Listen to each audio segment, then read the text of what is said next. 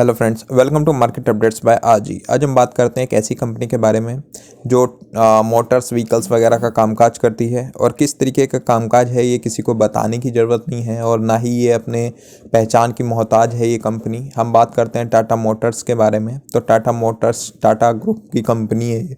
Tata group की company कोई भी कंपनी से ज़्यादा बड़ी इसलिए मानी जाती है, ट्रस्टेड कंपनी इसलिए मानी जाती है क्योंकि ये हमेशा चीज़ों को और बेहतर तरीके से, कंफर्टेबल तरीके से लोगों को दिखाना चाहते हैं, लोगों की तरफ प्रोड्यूस करते हैं ये। तो उसी तरीके की एक कंपनी है ये टाटा मोटर्स। और अगर मैं इस कंपनी के बारे में बात करूँ तो टाटा मोटर्स कई तरीके के व्हीकल्स बनाती है। जैसे अगर मैं बात करूँ इसका तो ट्रक वगैरह व्हीकल्स में आते हैं, बसेस आती है, डिफेंस व्हीकल्स भी ये बनाती है, स्पोर्ट्स यूटिलिटी वगैरह, कार्स वगैरह, ये सारी चीज़ें इसका कामकाज है। अगर मैं इसके कामकाज की बात करूं तो ये इंडिया के अलावा UK, south Korea, south Africa, China, Brazil, Australia, तो स्लोवाकिया वगैरह ग्लोबल नेटवर्क है इसका बहुत अच्छा। तो जॉइंट वेंचर्स इसका इंक्लूडेड है, जैगुआर, लैंड रोवर वगैरह यूके में, तो साउथ कोरिया वगैरह, इन सब चीज़ों में बहुत ज़्यादा कंपनी बहुत ज़्यादा फैली हुई है, बहुत ज़्यादा देशों में कामकाज करती है। लोग इस पे बहुत ज़्यादा ट्रस्ट करते हैं बिकॉज ऑफ टाटा के लिए, क्योंकि टाटा ट्रस्टेड है इस वजह से क्योंकि उन्होंने ट्रस्ट ये लोगों के अंदर दिखाया है, उन्होंने अपने काम से दिखाया है लोगों के ऊपर कि ये किस तरीके की कंपनी है, किस तरीके का कामकाज करती है। लोगों को ट्रस्ट है, अच्छा खासा ट्रस्ट है इस पर। अगर मैं मार्केट कैप की बात करूँ तो इसका 2,70,048 करोड़ का मार्केट कैप है, जो कि बढ़ चुका है, काफ़ी बढ़ चुका है और आने वाले टाइम में और बढ़ेगा, ये कई गुना हो सकता है अभी मार्केट कैप। और करंट प्राइस की बात करें 734 रुपये है। हाई इसने 1,179 रुपये का लगाया था, लो इसने 718 रुपये का लगाया था। आजकल ये अपने लो के आसपास मिल रहा है ये, तो एक बहुत अच्छा मौका है इसको ख़रीदने का। स्टॉक भी बहुत कम है जो कि बहुत अच्छा है, 8.07 है। ROC इसका 20% है। बुक वैल्यू 275 है, ROE 49 है, डिविडेंड यील्ड 0.41 है, फेस वैल्यू 2 है। आने वाले टाइम में ये आपको स्टॉक स्प्लिट दे सकती है एक बार 1:2 के 1:1 के इस में बोनस वगैरह भी देती रहती है कंपनी।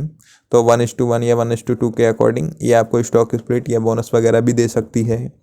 तो ओवरऑल कंपनी काफ़ी अच्छी है। अगर मैं इसके क्वार्टर रिजल्ट के बात करूं तो नेट प्रॉफिट अगर आप देखेंगे इसका, तो पिछले कुछ सालों में जैसे दिसंबर 2021 की बात करूं तो माइनस में जा रहा था इसका नेट प्रॉफिट।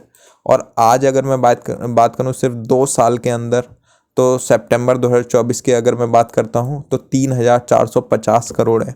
तो आप सोच सकते हैं कि इसने अपने आप को किस कदर अपने आप को प्रूव किया है लोगों के सामने, या फिर किस तरीके का इसने बिजनेस किया है कि इसका आज इतना ज़्यादा नेट प्रॉफिट आ रहा है।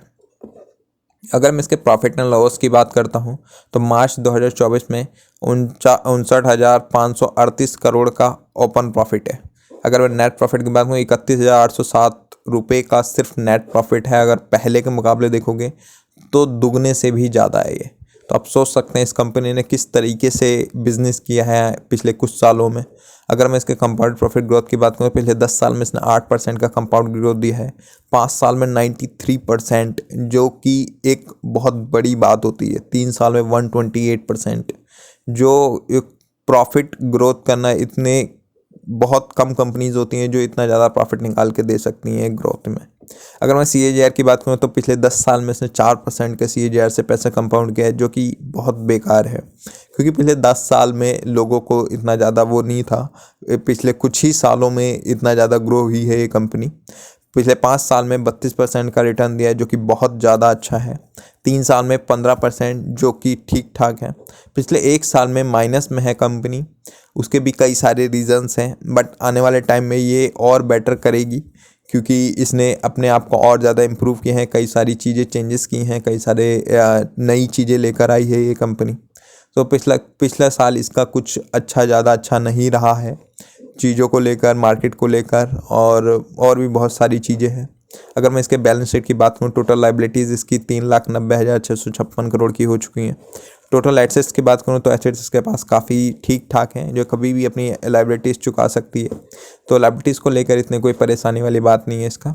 कैश फ्लो की बात करूँ, कैश फ्लो इसका पहले के मुकाबले बहुत ज़्यादा अच्छा हो गया है। अगर मैं मार्च 2023 की बात करूँ तो माइनस में था इसका कैश फ्लो बिल्कुल, अब आप देखेंगे तो बहुत ज़्यादा अच्छा है, 8,000 के आसपास जा चुका है ये। अगर मैं शेयर होल्डिंग पैटर्न की बात करूँ, प्रमोटर्स को अपनी कंपनीज पे अच्छा खासा भरोसा है, 42% का स्टेक रखते हैं ये। एफ को भी बहुत ज़्यादा भरोसा है, 20% का स्टेक है। यहाँ तक कि एफ को भरोसा बढ़ता ही जा रहा है, वो हमेशा अपना माल खरीदते ही जा रहे हैं। अगर मैं डी की बात करूँ, डी भी माल खरीद रहे हैं। पिछले कुछ क्वार्टर्स में इन्होंने प्रॉफिट बुकिंग की थी, बट अब माल खरीद रहे हैं और ज़्यादा, तो ये प्रॉफिट बुकिंग करते रहते हैं, खरीदते रहते हैं, बेचते रहते हैं। गवर्नमेंट को भी अच्छा खासा स्टेक है इनका, गवर्नमेंट को भी भरोसा है इस पर, तो देखेंगे आप, ये भी अपना माल बढ़ा रही है। पब्लिक की बात करूँ तो पब्लिक के पास सिर्फ 20% है। यहाँ तक कि आप देखेंगे कितनी अच्छी कंपनी हो सकती है कि जिस कंपनी के ऑनर FIDs और गवर्नमेंट के पास 80% का स्टेक हो और पब्लिक के पास सिर्फ 20% छोड़ा हुआ है।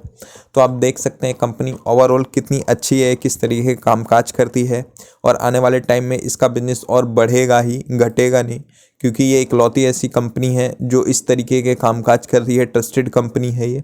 अब आप इसका चार्ट पैटर्न देखेंगे तो किस तरीके का चार्ट पैटर्न है, हाई एंड लो का चार्ट पैटर्न, जो कि एक बहुत अच्छा चार्ट पैटर्न माना जाता है ये। पिछले कुछ क्वार्टर्स में अब आप देखेंगे, यहाँ पर देखेंगे ये लॉस में गई थी, क्योंकि यहाँ पर कोविड का टाइम चल रहा था। तो अगर मैं बात करूँ उसके 2020, 21, 22 के बाद से ये स्टॉक बहुत ज़्यादा तेज़ी से गया है ऊपर की तरफ। अगर मैं बात करूँ तो ये स्टॉक 1100 को पार कर चुका था।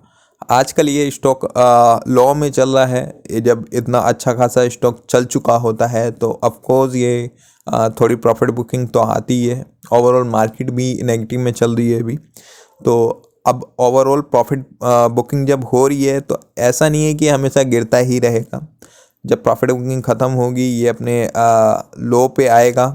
यहाँ तक कि अगर मैं इसके नेक्स्ट लो की बात करूँ तो अगर अभी 733 रुपये अगर ये चल रहा है तो ये हो सकता है अभी इसका सपोर्ट जो बन रहा है वो 600 रुपये के आसपास लॉन्ग टर्म के नज़रिए से बता रहा हूँ मैं आने वाले टाइम में। और अगर ये वहाँ तक नहीं जाता, यहीं से रिवर्सल लेता है तो ये बहुत अच्छा रिवर्सल होगा इसका। और ये अपना जो पिछला जो इसने 1000 का हाई लगाया है, जो 1100 का हाई लगाया है, उसको भी ये तोड़ सकता है आसानी से।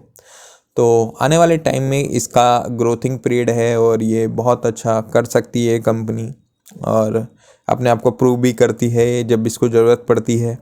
तो ओवरऑल ये स्टॉक काफ़ी अच्छा है, इसमें कोई बाय एंड सेल की रिकमेंडेशन नहीं है। आप देखिए इस स्टॉक को, पढ़िए किस तरीके का स्टॉक है ये, क्या काम करती है, किस तरीके का कामकाज है इसका, और किस तरीके से ये लोगों को डिफ़ाइन करती है, क्या दिखाती है लोगों को, किस तरीके का माल है इसका। उस तरीके से आप इस चीज़ को देख सकते हैं कि ये किस तरीके से लोगों में अपने आप की जगह बनाई है इसने।